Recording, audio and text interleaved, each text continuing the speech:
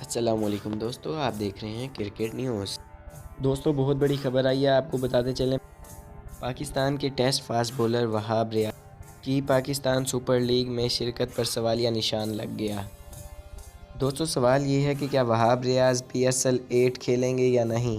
دوستو وہاب ریاض نے 12 فروری کو نگراں وزیر کھیل کا حلف اٹھانا تھا اور اس کے بعد انہوں نے یہ فیصلہ کرنا تھا کہ وہ PSL 8 کھیلیں گے یا نہیں۔